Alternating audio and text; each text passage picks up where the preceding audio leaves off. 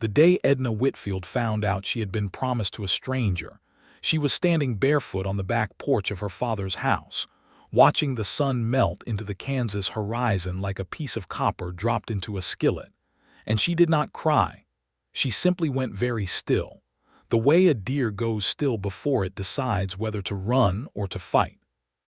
It was the spring of 1873, and the town of Caldwell, Kansas sat perched at the edge of the Kishom Trail like a coin balanced on a knife's edge, wild and loud and full of men who smelled of cattle and whiskey and long miles.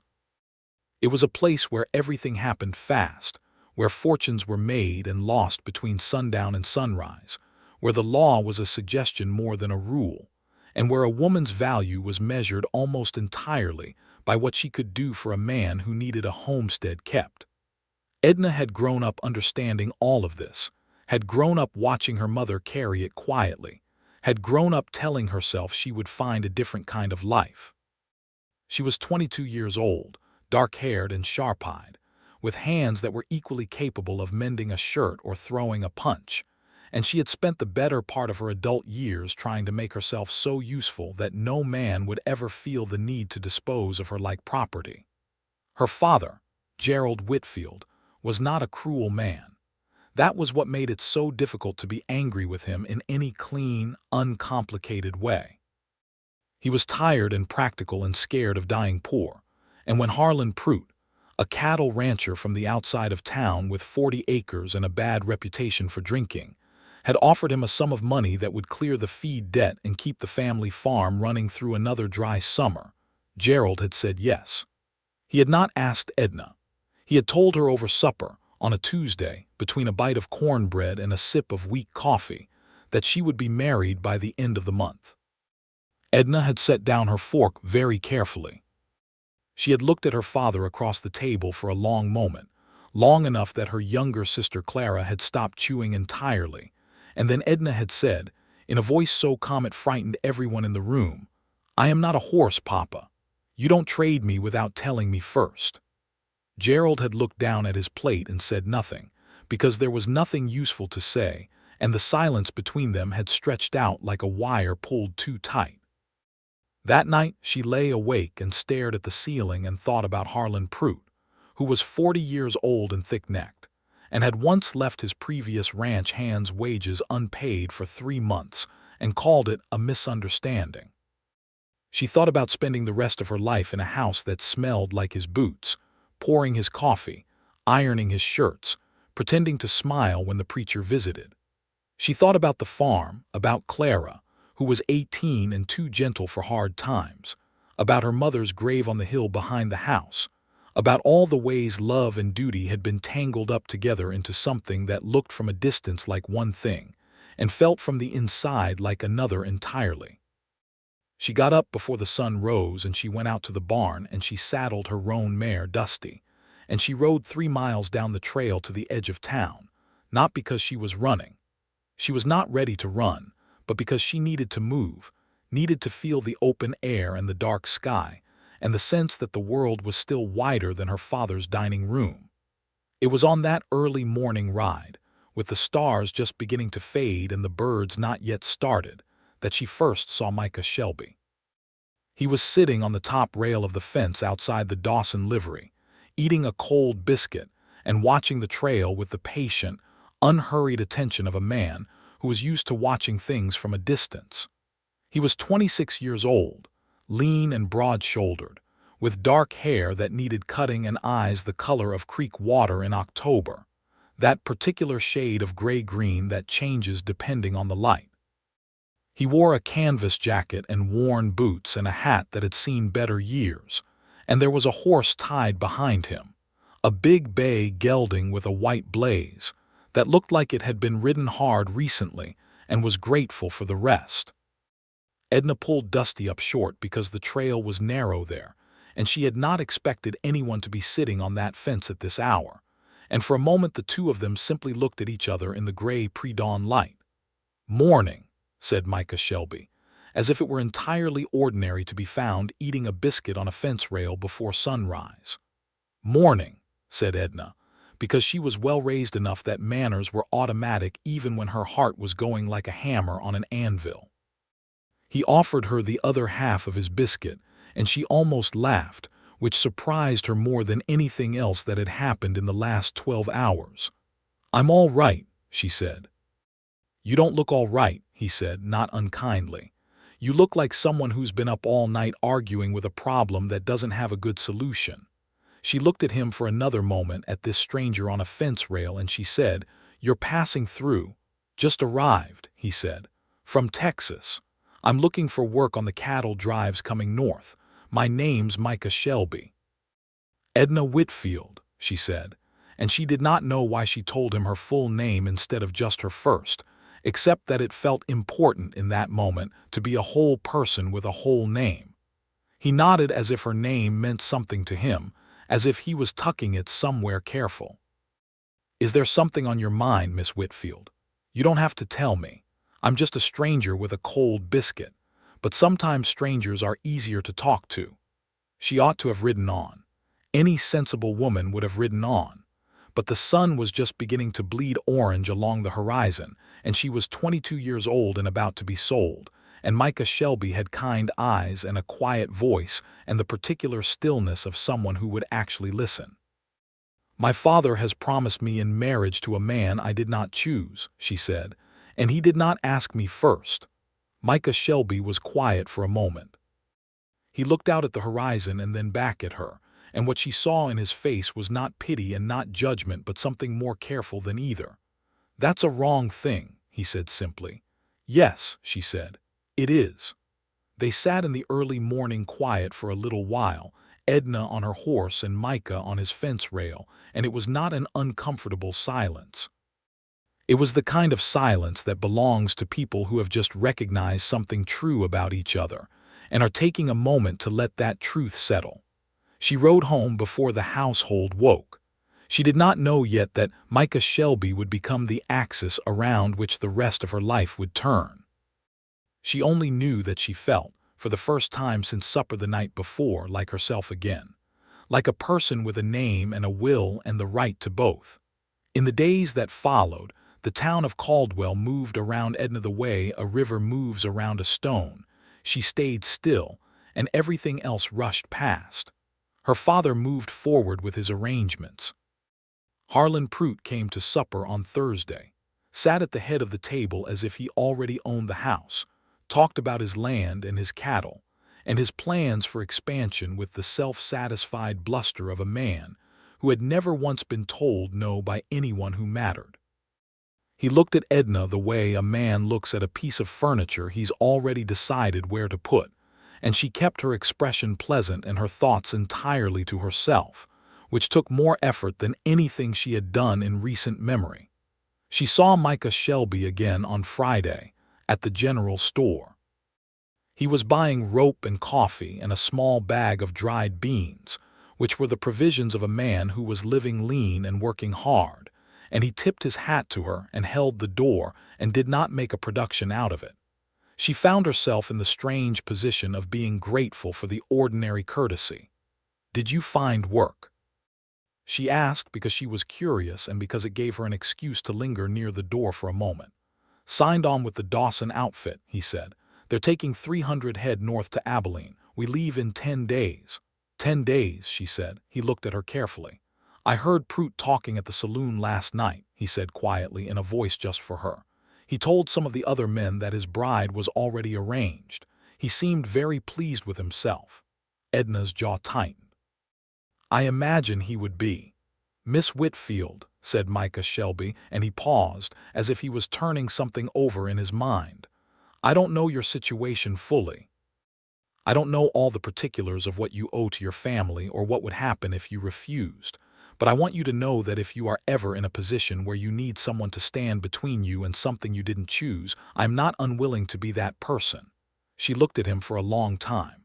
"You don't know me," she said. "No," he said, "but I know that what your father is doing isn't right, and sometimes that's enough." It was not a declaration of love. It was not dramatic or poetic. It was simply a man telling a woman that he saw the injustice of her situation and was not going to look away from it, and in 1873 in Caldwell, Kansas. That was as remarkable as anything Edna had ever encountered. She thought about it for 3 days. She turned it over the way you turn a stone to see what is underneath, examining it from every angle, looking for the catch, the angle, the part where it stopped being generous and started being something else. She found nothing. Micah Shelby went about his work at the livery and on the Dawson Ranch and asked nothing of her, made no additional approaches, sent no messages, simply existed in the same small town and let her make up her own mind. On the 4th day she went to find him. He was behind the livery, working a young horse on a long line, moving it in slow circles with patient, steady hands. He was good with horses. She could see that immediately, the kind of good that comes not from forcing but from asking, from making it easy for the animal to do the right thing and hard to do the wrong one. The young horse was a nervous bay that flinched at shadows, and Micah moved with it and around it, and never once raised his voice or jerked the line. "You're good at this," she said from the fence. He looked up and smiled. It was the first time she had seen him smile, really smile, not just the polite acknowledgement of a hat tip. It changed his whole face, made him look younger and more open, and she felt something shift inside her chest, something small but definite, like a door opening just a crack. "Horses and I understand each other," he said. "They don't like to be forced either." She climbed up on the fence and sat the way he had been sitting that first morning, and she told him everything. She told him about her father's debt, about Harlan Pruitt's 40 acres and his drinking and his prior ranch hand's stolen wages, about her sister Clara, about her mother's grave on the hill. She told him about the silence at the supper table and the feeling of being arranged like furniture, about the way Gerald Whitfield could be a decent man and still do a wrong thing without recognizing it as wrong. She told him all of it, not because she needed rescuing, but because she needed to be heard by someone who would understand the weight of it. Micah Shelby listened to all of it without interrupting and without looking away, and when she was finished he said, "What do you want to do?" Not what should you do, not what could you do, not here is what I think you ought to do. What do you want to do? She had been asked many questions in her 22 years of life, and very few of them had been that one. "I want to tell my father no," she said. "I want to look Harlan Pruitt in the eye and tell him the deal is off. I want to find a way to save the farm without selling myself to do it. And I want," she said more quietly, "to stop feeling like something that happens to other people rather than someone who makes things happen." Micah nodded. "All right," he said. "Let's think about how to do that." They talked for 2 hours. They sat on the fence behind the Dawson livery, while the nervous bay grazed in the paddock behind them, and the afternoon sun worked its way down toward the tree line, and they made a plan. Not a dramatic plan, not a running-away plan, but a practical one. Micah knew that Bill Dawson, who owned the livery and the cattle outfit he'd signed on with, had been looking for someone to manage his smaller operation, a task that involved keeping the books, managing the feed inventory, and coordinating with the suppliers. It was the kind of work that needed someone organized and capable. Micah had seen Edna in the general store, seen the quick, precise way she moved through numbers when the storekeeper was calculating her family's order, seen the way she caught an arithmetic error before the man behind the counter did. He thought she could do it. He thought she was exactly the right person for it. "It won't pay what Pruitt paid your father," he said honestly. "Not right away, but it's honest work and it's yours, and Dawson is a fair man." "Would you vouch for me?" she asked. "I already talked to him this morning," said Micah. She stared at him. "You talked to him before I said yes to any of this." "I told him I knew someone who might be right for the work," he said. "I didn't promise anything. I didn't commit you to anything. I just wanted to know if the door was open before I mentioned it." She thought about that for a moment. The distinction mattered to her more than she could quite put into words. The difference between someone who arranges things on your behalf without asking, the way her father had done, and someone who quietly checks whether there is a possibility and then brings it to you and lets you decide. The difference was everything. The difference was the entire point. "All right," she said. "I'll speak to Dawson, and then I will speak to my father." She went home that evening with something in her chest that felt almost like air, like the first real breath after a long time of shallow ones. Her father was on the porch, and she sat down beside him and she spoke to him the way she had not spoken to him since before her mother died, directly and without performance. "Papa," she said, "I need you to listen to me, not as your obligation or your asset or your solution to a debt. As your daughter, I need you to actually listen." Gerald Whitfield looked at his daughter, and something in his face, something behind the tiredness and the practicality and the fear, shifted just slightly. He nodded. She told him about Harlan Pruitt's reputation with unpaid wages. She told him about the drinking, which her father had heard rumors of but had chosen to set aside. She told him about the position at the Dawson outfit, about the wages she could earn, about the plan she had worked out. She told him that she understood the debt, understood the fear, understood that he was not trying to be cruel. She told him that understanding his reasons did not make the action right. She told him that she was 22 years old and that she would find a way to help the family through her own effort and her own hands, and that she was asking him as his daughter who had always been loyal, who had always done more than her share, who had buried her mother beside him and stayed on when she could have left, to give her the chance to do that. Gerald Whitfield sat very still on his porch for a long time. The crickets started up in the field behind the barn. The oil lamp in the window flickered. "I should have asked you first," he said finally. His voice was rough in a way that had nothing to do with the dry air. "I should have told you what we were facing and asked you what you thought before I went a Pruitt. That was wrong of me, Edna, that was wrong." She had not expected that. She had expected argument or defense or the particular kind of retreating silence that men do when they don't want to admit a thing. She had not expected him to simply say it plainly, "I was wrong." "Yes," she said gently, "it was."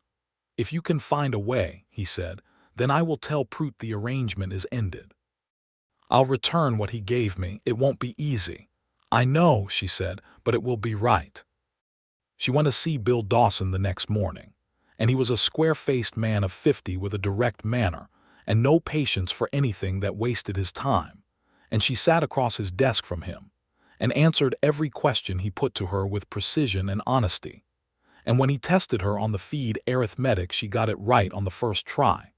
And when he asked her to look over a ledger entry that had been making him uneasy for 2 weeks, she found the error in under 4 minutes. Dawson looked at her over the top of his glasses. "Micah Shelby said you were good," he said. "He did not overstate it. He also did not commit me to anything without asking me first," she said. "I want you to know I came here of my own choosing." Dawson almost smiled. "That is a point in his favor," he said, "and in yours. You start Monday." She did not see Micah immediately after the meeting. He was out with the cattle, preparing for the drive north, and the next few days were a blur of new ledgers and new routines and her father riding out to the Pruitt ranch to deliver the money back and say his piece. Harlan Pruitt was not pleased. He came through town on his way out and stopped outside the Whitfield property and said things from the saddle that were unpleasant enough that Clara came inside with her hands shaking, and Edna went out to the porch and stood there without flinching until he ran out of words and rode away, his horse's hooves throwing up dust like punctuation marks. She was still standing on the porch, hands steady at her sides, when she heard a horse on the road and turned to see Micah Shelby pulling the bay gelding to a stop at the fence. "I heard Pruitt was in a state," he said, looking at her carefully. "He was," she said. "He's gone now. You all right?" "I am entirely all right," she said, and meant it. He sat on his horse for a moment in the late afternoon light, and there was something in the way he was looking at her, not at the situation, not at the problem that had been solved, but at her, at Edna Whitfield herself standing on her own porch on her own terms, that made her feel all at once, seen in a way that was different from being watched. "I wanted to tell you," he said, "before I leave with the drive on Thursday. I wanted to tell you that I think you are the most capable and clear-thinking and genuinely brave person I have met in a very long time, and I have been trying to find a way to say that which doesn't sound like I'm being forward, but I don't think there is such a way, so I'm just saying it plainly." Edna looked at him. The late sun was behind him, and it turned the dust in the air around him to gold. And she was not a sentimental woman by nature, but she was honest. And honestly, in that particular moment, with the weight of the last 10 days finally lifted off her shoulders, and this man on his horse looking at her as if she were something worth looking at, she felt something bloom in her chest that she recognized as the beginning of something large and important. "Thursday," she said. "Thursday," he confirmed. "Will you come to supper Wednesday evening?" she asked. "I would like you to meet my father properly." He smiled, that full, open smile that changed his whole face, and said, "I would like that very much." The Wednesday supper was something that all of them would remember for different reasons for the rest of their lives. Gerald Whitfield had clearly spent some time preparing himself for the meeting, had combed his hair and put on his better shirt and set the table properly, which he had not done since Edna's mother was alive. Clara, who was 18 and had her mother's eyes and her father's practicality, watched Micah Shelby with the intense analytical attention of someone trying to determine whether this person was what her sister needed, and delivered her verdict midway through supper by passing him the last of the cornbread without being asked, which was, in Clara Whitfield's private language, the highest possible endorsement. Micah talked about Texas, about the drives he had ridden, about the years of working other men's cattle and learning the land, and saving toward the idea of something of his own. He talked about it without self-pity or boasting, simply as fact, and Gerald Whitfield, who understood hard work and long plans and the particular dignity of a man who keeps at something without complaint, listened with the full, quiet attention of someone who is recalibrating his opinion of another human being in real time. After supper, Gerald and Micah sat on the porch with coffee and talked for a long time, and Edna washed up the dishes with Clara, and through the open window she could hear the low sound of their voices but not the words, and Clara said, "He looks at you the way Papa used to look at Mama." Edna kept her eyes on the dish she was drying. "You are 18 years old," she said. "What do you know about how Papa looked at Mama?" "I know enough," said Clara with the serenity of someone who has already decided she is right. When Micah left that evening, he paused at the gate and looked back at Edna on the steps and said, "I'll be back before the first snow. The drive to Abilene and back is 3 months, give or take." "I'll be here," she said. "I know," he said. He said it with a certainty that was not presumptuous, but simply confident, the way a man who trusts a woman's word trusts it all the way down. He rode away down the road, and she watched him go until he was just a shape in the dark, and then she went inside and sat at the kitchen table, and felt the strange, full, almost overwhelming sensation of a person who realizes that their life has just turned a corner, and that what is around that corner is something good. 3 months is a long time in Kansas in 1873. The drives were brutal work, 300 head of cattle on the Kishom Trail, all of them contrary and unpredictable in the summer heat, the men up before dawn and in the saddle for 12, sometimes 14 hours, eating trail dust and bad coffee and sleeping on ground that had been sun-baked to the consistency of old brick. Micah wrote letters when he could get them out, which was not often but was more often than most drovers managed, and the letters came back to Caldwell with the postal rider, and Edna read them at the Dawson office desk, sitting in the early morning before the day's work started. His letters were not flowery. They were honest and particular in a way that she found she preferred infinitely to flowery. He wrote about the country, the way the Flint Hills looked in the early morning with the grass still wet, the width of the sky out there in the open country where you could see weather coming from 50 miles away, the strange companionable silence of riding night watch when the cattle were quiet, and the stars were so thick overhead they felt like something you could reach up and touch. He wrote about the men he was riding with, their small jokes and their small irritations, the way Billy Crane from Houston could sleep in the saddle without falling off, and the way the cook, a man named Avery, made coffee so strong it could stand up by itself. He wrote once about a river crossing where the current ran high and the cattle balked, and it took 4 hours and every man on the crew to get them across. And he wrote about it matter-of-factly, but she could feel the exhaustion and relief underneath the plain words. She wrote back.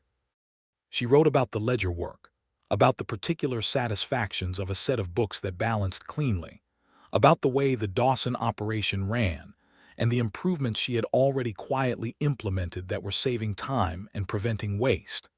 She wrote about her father, who was calmer than he had been in years since the debt was lifted, who had started working a new section of the South Field, and was talking about a second season with some real optimism for the first time since her mother died.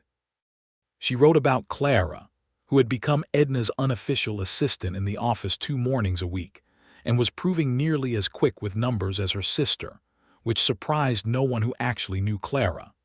She wrote about the town, about the latest news on the trail, about the Caldwell Messenger's editorial stance on the new cattle taxes, about a thunderstorm that had rolled through in August and taken the Whitfield barn roof half off, but left everything else intact. She wrote, near the end of the 2nd month, about something more personal, slowly and carefully, because she was not a woman who spoke easily of interior things and the words cost her something. She wrote that she had been thinking about him, that she had been thinking about him more than she had anticipated, and in ways that were not strictly related to gratitude or practical circumstance. That she found herself, in the middle of ledger work or in the quiet evenings on the porch, replaying that first morning on the trail when a stranger had offered her half a cold biscuit, and listened to her problems without trying to solve them before she asked for solutions, and that she did not entirely know what to do with that except be honest about it, which he had taught her by example, was the right thing to do. She sent the letter and then spent 3 days feeling vulnerable in a way she had not allowed herself to feel since she was very young, and then the postal rider came back with his response, and she took it to the office and closed the door.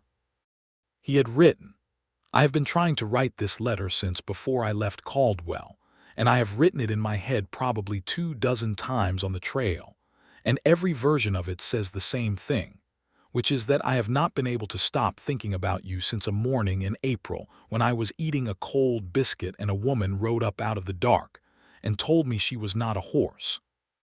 I have never met anyone who said what they meant so directly and meant what they said so completely, and I have been aware, since the moment you told me your full name as if it mattered, which it did, that you are someone singular. I will be back in Caldwell before October ends. I am hoping when I arrive that you would be willing to go for a ride with me, just a ride, your mare and my bay, along the creek north of town, and talk to me the way you talked to me that morning, the way 2 people talk when they are being completely honest with each other. I am hoping that is something you would like." It was. It very much was. He came back to Caldwell on the 23rd of October, in the late afternoon, with the light already going gold and the cottonwood leaves turned, and the air carrying the first real edge of autumn. She heard his horse on the road from the office window, and by the time she had come out onto the step he was pulling the bay up outside the Dawson building, and he was thinner from the trail and brown from the sun, and tired in the way that is the good kind of tired, the kind that comes from honest work finished.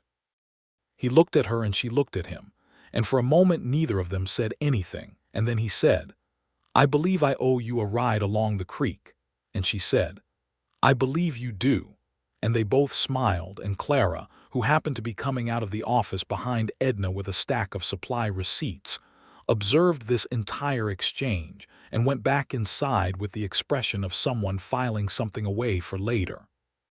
They went the following morning, while the dew was still on the grass and the creek was running clear and cold, and the willows along the bank had gone yellow and orange and hung their branches in the water like long fingers.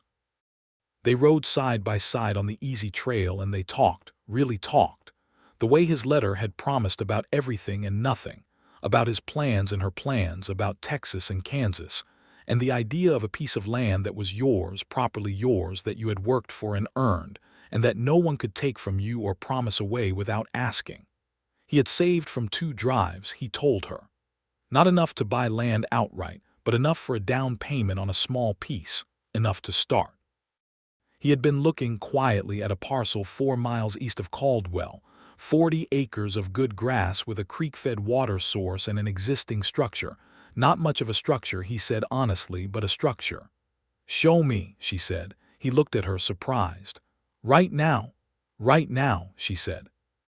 They rode east through the October morning, and when they came to the parcel she saw what he meant about the structure.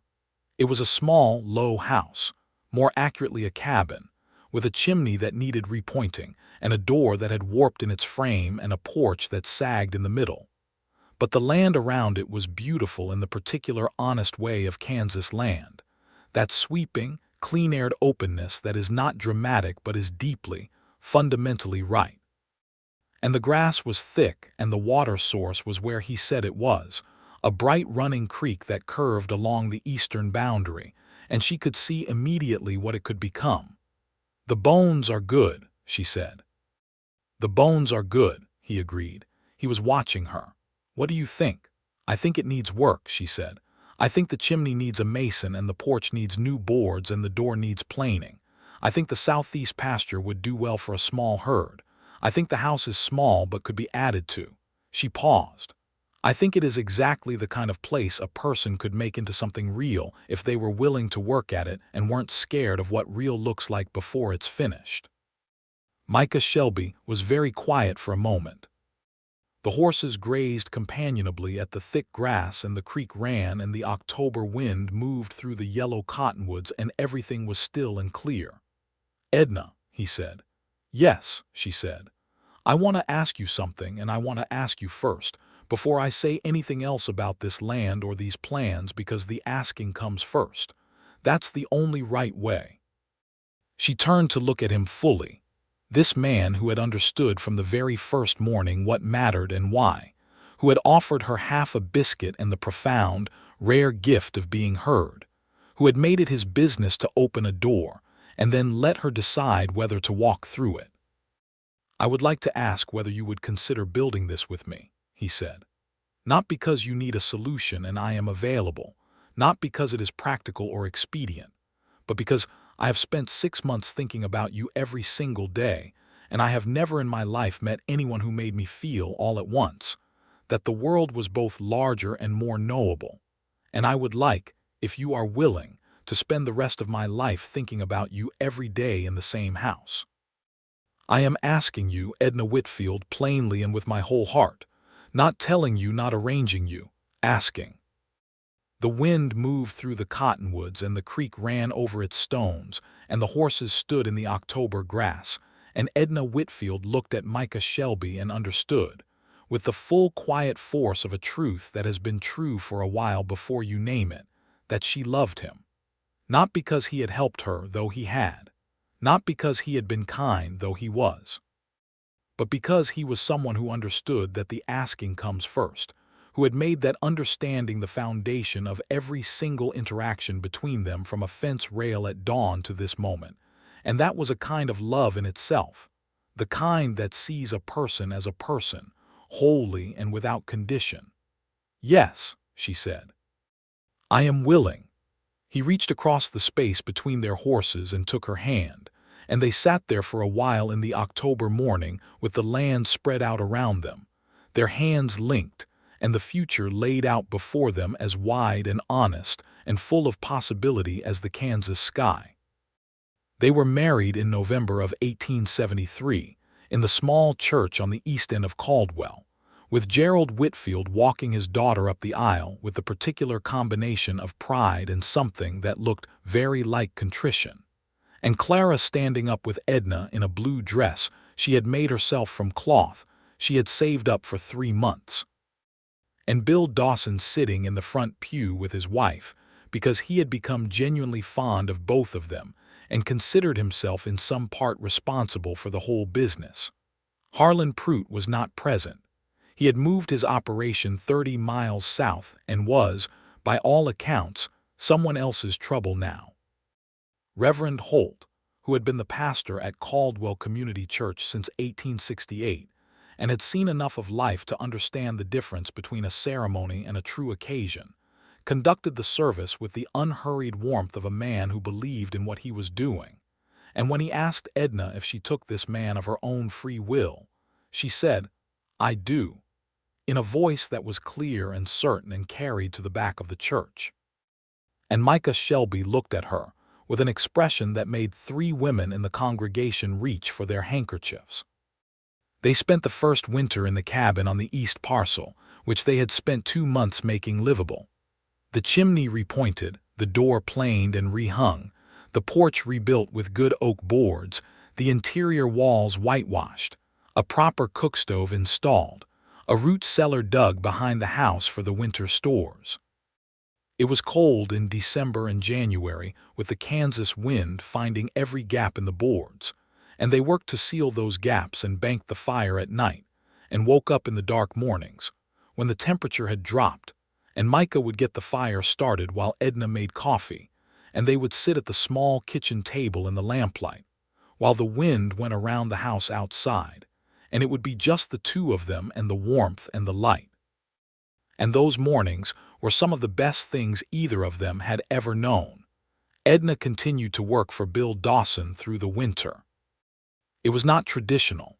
There were people in Caldwell who had opinions about a married woman working outside the home, because there always were and always would be people with opinions about that sort of thing. But Dawson valued her work and paid her fairly, and Micah had never once suggested that her capabilities should stay inside the fence line. And so she went, 4 mornings a week, and kept the books and managed the supply orders, and felt the clean satisfaction of work that used her fully. Clara came to supper on Sundays, riding the 4 miles out from town on a chestnut pony she had named Abbott for reasons no one ever quite understood. She and Micah had developed an easy, companionable friendship built on a shared fondness for bad card games, an overlapping appreciation for strong coffee, and the mutual delight of people who both love the same person and are glad to have found each other.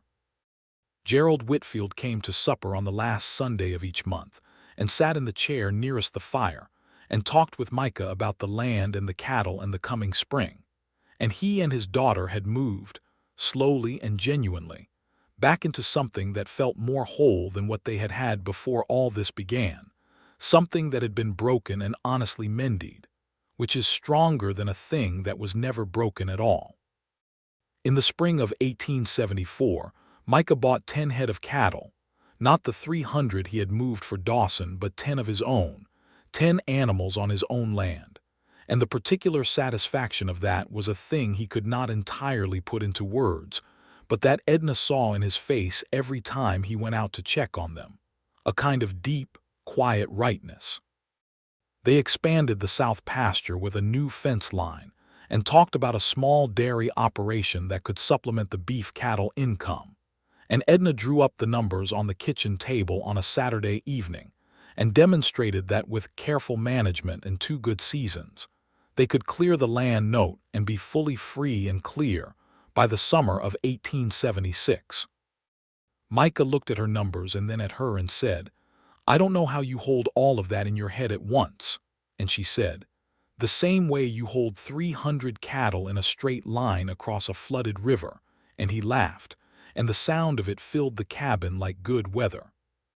That spring also brought something they had not expected, or perhaps had expected and had not yet said aloud, which was the quiet certainty, confirmed by the end of April, that they were expecting a child.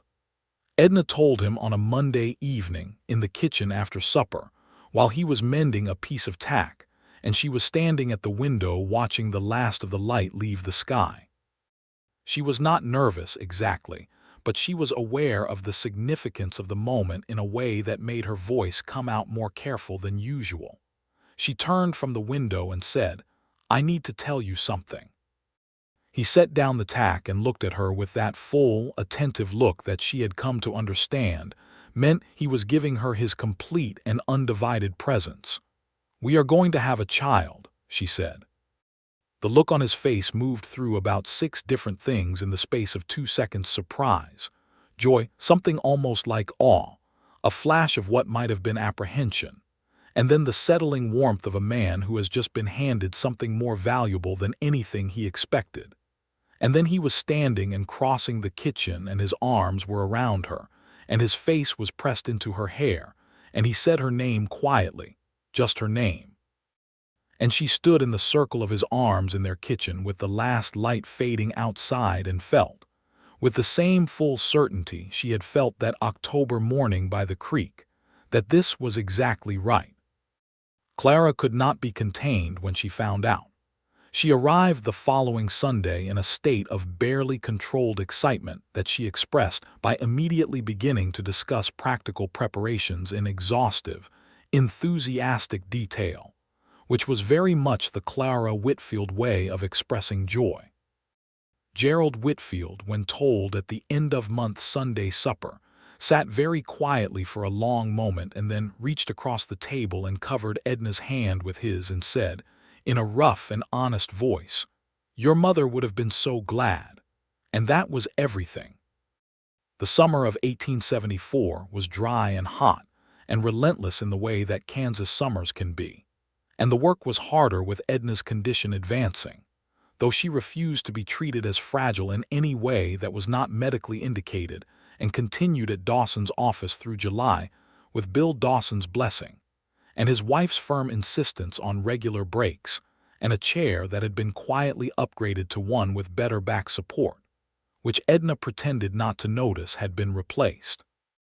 Micah watched over her with a care that never crossed into smothering, which was a balance she had told him early on she needed, and he had, without drama or protestation, simply maintained. He made sure the water barrel was always full, so she never had to carry it from the well. He took on the heavier barn work without comment. He was up with her on the nights she could not sleep, the two of them sitting on the rebuilt porch in the summer dark with the crickets going in the grass, and the fireflies lighting the field and the air still warm from the day, talking about the things people talk about when the house is quiet, and the world outside is just the world. The cattle, the land, the coming fall, the names they had thought about and debated and circled back to over supper and long evenings. They had a son in late September, born on a Tuesday morning just as the first light came up over the eastern rise, delivered by Martha Colton, the midwife who had been delivering babies in Caldwell for 15 years, with Clara holding Edna's hand and Micah outside on the porch, which was where Martha had firmly instructed him to stay, wearing a path in the new oak boards with his pacing, until he heard the small first cry and went still the way a deer goes still. And then the door opened, and Clara came out with tears on her face and said, "You have a son, Micah, and Edna is fine and asking for you." He went in, and there she was, his wife, leaning against the pillow with the particular exhausted brightness of a woman who has just done an extraordinary thing, and in her arms was a small, red-faced, furiously alive person, who was at that moment more interested in sleeping than in the enormity of having just arrived in the world. Micah sat on the edge of the bed and looked at the two of them for a moment and could not speak, and Edna looked at him with steady dark eyes and said quietly, "This is your son," and placed the baby in his arms, and Micah Shelby held his child and understood for the first time and completely something about what it means to have a stake in the world, to have put something into it that is real and that will outlast you. They named him James Gerald Shelby. The Gerald was for Edna's father, who arrived the following Sunday and held his grandson with the careful, wondering tenderness of a man who has been given a second chance at something and knows it, and is grateful for it all the way down. The years that followed built on each other the way good years do, not without difficulty, because the land was unforgiving and the work was constant, and there were dry seasons and a particularly brutal winter in 1876 that took 2 of their cattle and kept them snowbound for 2 weeks, and tested every practical and emotional resource they had, but the foundation held because the foundation was honest. It had been built by two people who had chosen each other with their eyes fully open, and that mattered when things were hard in the way that a well-built frame matters when a storm hits. They paid off the land note, as Edna's numbers had promised, in August of 1876. Micah rode to the bank in Caldwell and handed over the final payment and came home with the deed, free and clear, and set it on the kitchen table, and they both looked at it for a moment and then at each other. And Edna said, "Ours," and he said, "Ours," and James, who was 2 years old and had his mother's dark eyes and his father's way of watching things carefully before deciding how to feel about them, pointed at the paper and said, "Mine," with the confidence of a child who is the center of a household and has no doubt about it, and his parents laughed until the evening light was gone. In the winter of that same year, Edna discovered she was pregnant again, and this time there was no careful kitchen announcement, because she had learned by now that some of the best moments are the ones you let be simple. She just told him, one morning over coffee, and he reached across the table and took her hand and said, "Good," in a voice that held everything. They had a daughter in the spring of 1877, a red-haired, loud-voiced, thoroughly determined infant who made her presence known from her first minute and did not let up. They named her Miriam, which had been Edna's mother's name, and the naming felt right and whole and like a thread stitched back into something that had been torn, a tear mended not by pretending it wasn't there, but by choosing to make something whole from what remained. Clara Whitfield, by this time, had become a fixture in the Shelby household as well as at the Dawson office, where she had taken on full responsibility for the supply management. And she had also, as of the summer of 1877, married a quiet, steady schoolteacher named Henry Morse, who had come to Caldwell from Ohio in 1875 and taught the children to read, and had fallen quietly and thoroughly in love with Clara over a shared interest in books and a series of conversations that had started at the Caldwell Lending Library and had progressed, with admirable directness on both their parts, to where they ended up. Edna had stood up for Clara at the wedding with Miriam strapped to her in a cloth carrier, and James holding the ring and Micah watching from the pew with the expression of someone who is so comprehensively happy he can barely hold it. Gerald Whitfield continued to work his farm, and the debt stayed gone, and he aged into the kind of man that difficulty, honestly faced, can make quieter and more deliberate, with a clarity about what matters that some men only arrive at late, if they arrive at all. He came to supper every last Sunday and held his grandchildren and talked with his son-in-law about the land, and the 4 miles between his farm and the Shelby place were driven in a wagon or ridden on horseback so often that the road between them wore a groove. And if sometimes, on those drives, he thought about the summer of 1873 and the supper table and what he had done and what he had almost let become permanent, he did not say so aloud. He had said it once plainly on a porch in the dark, to his daughter, and that had been enough. In the spring of 1878, Micah expanded the cattle operation to 30 head, which was still a modest operation by the standards of the large Texas spreads, but was solidly sustainable and well managed, with Edna's accounting keeping the margins clear and Micah's knowledge of cattle keeping the animals healthy. They had been quietly approached by 2 neighboring ranchers who wanted to consolidate their herds for the drive north and use the Shelby property as a staging point, which was a transaction that came with its own complications and required careful negotiation. But Edna and Micah sat down with the ranchers and went through the terms with the thoroughness of people who had learned, by living it, that the details of agreements matter enormously. And the arrangement they arrived at was fair and clear, and worked well for 3 seasons running. Bill Dawson, who had been slowly pulling back from the daily management of his operation, offered Edna the full bookkeeping and management contract for the Dawson operation in 1878, which was a significant step up in both responsibility and compensation. She accepted it, and managed her time between the Dawson office and the Shelby ranch, with the efficiency of someone who had long since stopped apologizing for having capacity in multiple directions. And the town of Caldwell, which had in 1873 had opinions about a married woman working, had by 1878 largely arrived at the position that Edna Shelby's business was Edna Shelby's business, and the numbers always came out right, so why would anyone complain? Micah, for his part, had become known in Caldwell as someone you brought your horse to if your horse had a problem that other people had given up on, because his particular gift with difficult horses had made its way around the town, and then the county in the way that genuine skill always does, by the accounts of people who had witnessed it themselves. And by 1879, he had a small but steady sideline in horse training that brought in extra income and, more importantly, gave him the particular satisfaction of a person whose work uses him completely. They had a third child in 1879, another son they named Thomas, who arrived in the world with his father's gray-green eyes and his mother's precise, determined way of approaching problems, and who was from the very beginning an energetic and enthusiastic presence in the Shelby household, the kind of child who fills a room the moment he enters it and makes everything slightly louder and considerably more interesting.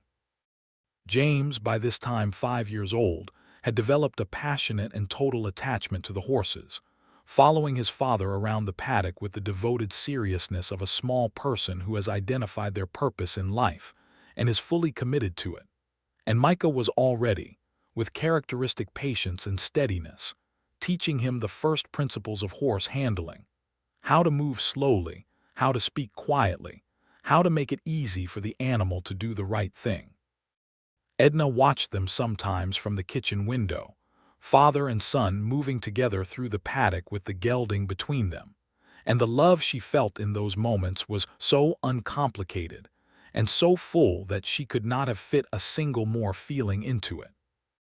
Miriam, at 2, was already demonstrating the character that would define her: fierce, funny, and completely certain of her own opinions, with a laugh that could be heard from one end of the property to the other, and a will that no fence contained.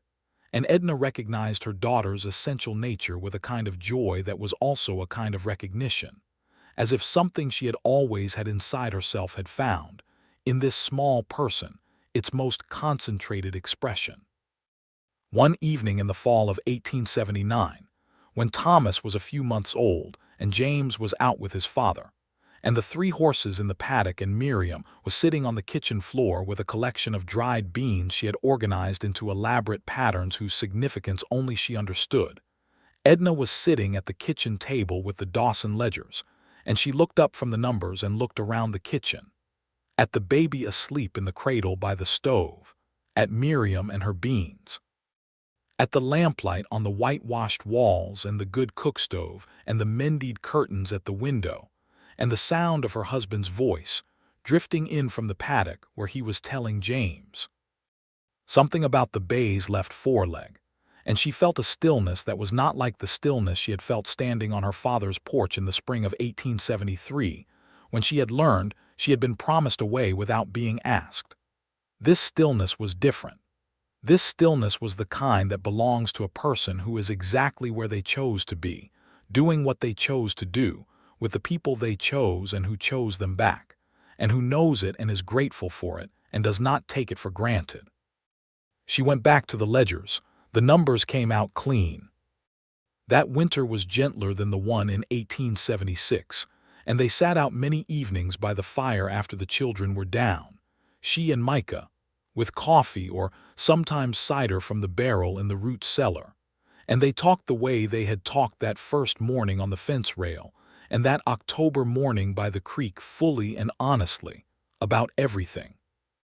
They talked about the land and the cattle and the coming spring, about the children and who they were becoming, about Bill Dawson's health, which had been a concern lately, and what would happen to the operation if Dawson retired or was unable to continue, about a conversation Micah had had with one of the neighboring ranchers about a cooperative arrangement that could benefit all 3 operations, about Clara and Henry, whose first child was expected in the spring, about Gerald Whitfield, who had started talking about what would happen to the farm when he was gone, and who had spoken quietly to Micah one Sunday evening about the matter, with the directness of a man who has decided to face the practical facts of his age.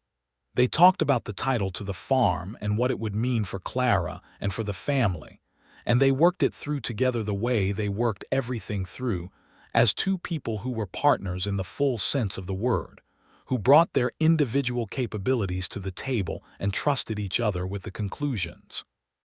In the spring of 1880, Clara and Henry Morse had a son they named Peter, and Gerald Whitfield became a grandfather twice over in the same year, in the particular symmetry of a family that is expanding in all the good directions. Edna held her nephew and thought about her mother, about what her mother would have seen if she had stood in this kitchen on this spring morning, and she thought that what her mother would have seen was that her daughters were all right, more than all right. They were genuinely, specifically, deeply well, and that was a thought that made her throat tight in the way that joy sometimes does when it is also a kind of grief for the person who is not there to witness it. Bill Dawson announced his retirement from the cattle operation in the fall of 1880, and the question of what would happen to the Dawson books was settled by the fact that by this point the books were Edna's in every practical sense, and Dawson arranged for the management contract to continue at a reduced overhead, with the operation slowly winding down its larger functions and Edna handling the remaining accounts. It was the end of an era in the Caldwell cattle business, and it happened cleanly and well because the business had been run cleanly and well, which Dawson knew and said publicly on the occasion of his retirement dinner, naming Edna Shelby specifically in a speech that made half the room uncomfortable and the other half proud, and made Edna herself stand very straight and say thank you with the quiet dignity of someone who has been doing the work for the credit, and who is pleased to have it acknowledged, but was doing the work regardless. Micah stood beside her after the dinner in the cool October evening outside the Caldwell Hotel and said, "You were the best thing that ever walked through that office door." "I think he would say the same about you," she said. "I think he'd say that about both of us separately and together," said Micah. She took his arm and they walked back through the quiet streets of Caldwell toward the livery where they had left the wagon, and the stars were out overhead in their thousands, and the air smelled of autumn and distant fires and the dry sweetness of cut grass, and it was an ordinary evening in an ordinary town, and it was completely and entirely magnificent. There is a quality that belongs to a love built on a right foundation, which is that it does not diminish in the particular way that things built on wrong foundations do. It does not depend on newness to sustain itself, does not require the other person to stay unchanged to remain valid, does not rest on a premise that time will eventually disprove. It changes the way a living thing changes. It grows, deepens, fills in at the places that were thin, discovers rooms that were not visible from the entrance. By 1881, Edna and Micah Shelby had been married 8 years, and the love between them was as different from what it had been at the beginning as a full-grown tree is from a seedling, and it was the better for the difference. They knew each other now in the full, specific, accumulated way that comes from years of shared weather and shared work and shared worry and shared joy. Knew each other's rhythms and moods, could read the quality of a silence, understood what the other person needed and how to give it without making a production of the giving. James was 7, leggy and dark-eyed and already more comfortable on horseback than on his own feet, and had begun a formal education under Henry Morse's instruction in the Caldwell schoolroom, which he tolerated with good grace and some impatience, because he had inherited his mother's mind, and found that the pace of group instruction did not entirely suit his particular rate of comprehension. But Henry Morse was perceptive enough to adjust for this, and challenged him appropriately. And the two of them had arrived at a mutual respect that was gratifying to everyone who observed it. Miriam at 4 was a force of nature contained in a small body, who had opinions about everything and expressed them without preamble, and could be silenced by exactly no one, including her parents, except under conditions of genuine interest, which occurred frequently because she was also intensely, relentlessly curious about how things worked. She had already developed a habit of following her mother around the office and asking questions about the numbers with a persistence that Edna found simultaneously exhausting and deeply endearing, and had demonstrated a facility with arithmetic that her mother recognized and her father watched with the particular expression of someone witnessing something excellent. Thomas at 2 was at the stage of personhood where the world is a series of interesting objects to be investigated, sat upon, and occasionally eaten, and he went about this investigation with great energy and some disregard for his own safety, which kept everyone on their toes and resulted in a family policy that the root cellar door was always to be latched from the outside. In the spring of 1882, they broke ground on an addition to the cabin, a proper second room, with a loft above for the children, and a real bedroom for Edna and Micah, which had been a thing they had talked about for 2 years and now had the means to do. Micah did most of the framing himself, with James working alongside him in the evenings and on Saturdays, handling the lighter materials with tremendous seriousness, and asking questions about every joint and beam and nail with the methodical thoroughness of someone who intends to understand the thing completely. The addition went up over 8 weeks and was finished by early summer, and when it was done and the children were settled in the loft for the first time, and the house was quiet with its expanded self, Edna and Micah stood in their own room with the window looking east toward the creek, and she said, "It's good, Micah," and he said, "It is. We built it well," and they both understood that they were not only talking about the room. Gerald Whitfield died in the winter of 1883, on a cold morning in January, peacefully, in his own bed on his own farm. He had been slowing down for 2 years, and they had all known it was coming in the way that a season is ending. You see it in the quality of the light and the temperature of the air long before the calendar confirms it. He had put his affairs in order with the same quiet practicality with which he had always approached practical matters, and the farm had been transferred properly and cleanly, the way things should transfer, with everything arranged and nothing left in question. The funeral was on a Thursday, with Edna and Clara and Henry and Micah and the children, and the Reverend Holt, who had married Edna and Micah 10 years before and was still at his post, a little grayer and a great deal more sure, spoke about Gerald in terms that were honest and therefore ultimately generous, the way honest things about a human being always have both shadow and light in them. And Edna stood at the graveside with her husband's hand in hers, and thought about her father the way you think about someone when you have been through the full arc of a relationship with them. The difficulty and the repair and the years of Sunday suppers and the grandchildren in his arms, and what she felt was not simple grief, but the complex, full feeling of someone who knew that the relationship had been made whole before it ended, that the last 10 years had been real and good, and that the grave on the hill behind the farmhouse now held 2 people who had been loved honestly and completely. They drove back to the Shelby ranch in the winter afternoon, the children bundled under blankets in the wagon bed, and Micah drove and she sat beside him. And when they turned onto their own road and she could see the cabin ahead with the smoke from the chimney and the lamplight already in the windows where Clara had gone ahead with the children to light the fires, she felt, through the grief and the cold and the weight of the day, that fundamental, quiet rightness again.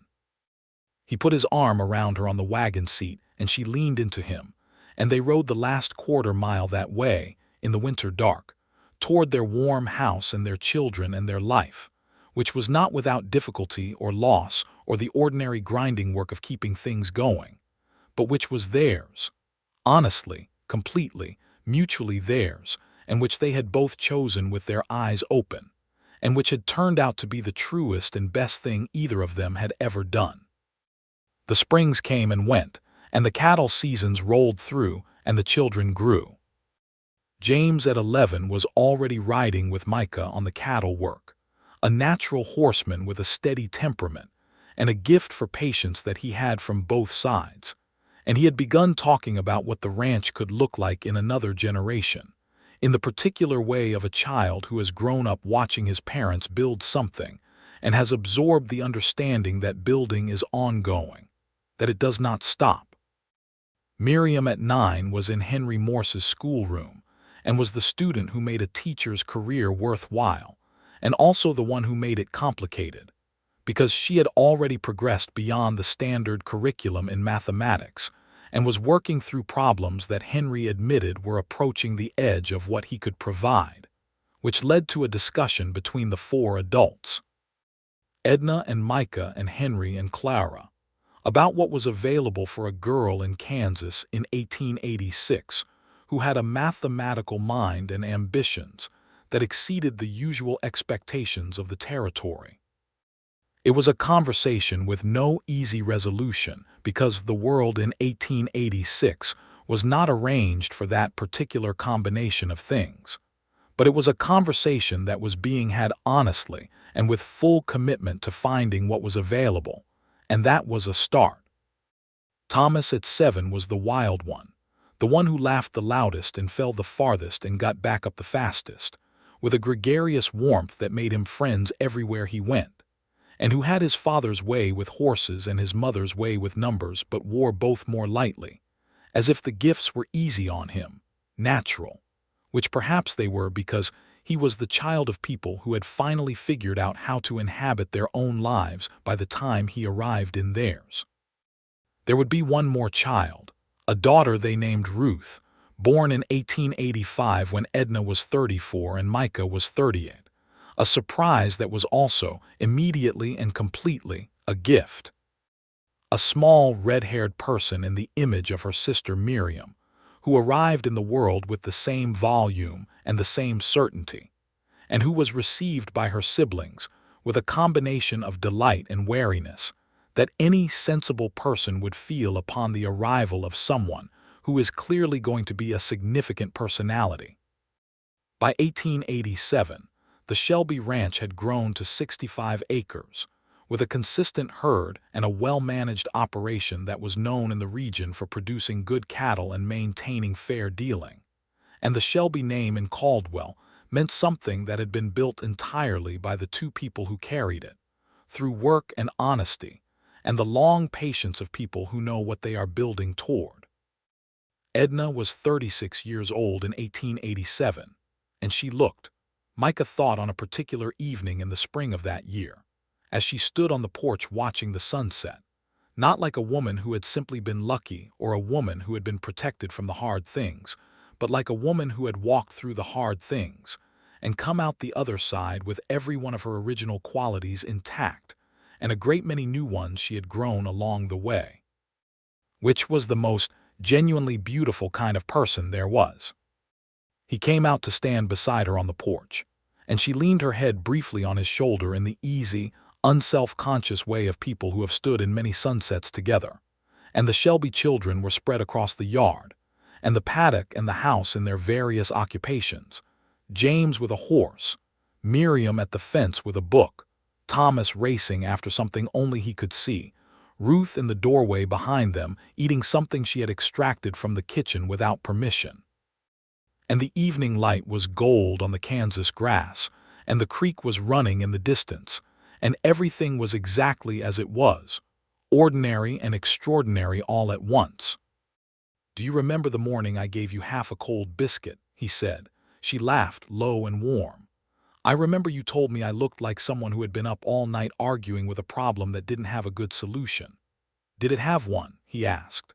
She turned to look at him, this man she had chosen and who had asked before he assumed, and who had been the kind of love that starts with respect and grows from there, the only kind worth having. "It had a very good one," she said.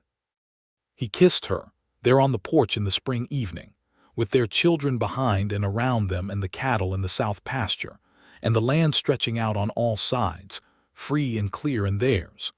The way she had said that October morning by the creek, hours, and it was still that, more than ever that, and would be for every season that followed, every summer of hard work and every winter of fire-lit evenings and every spring of new calves and new plans and every fall of harvest and reflection.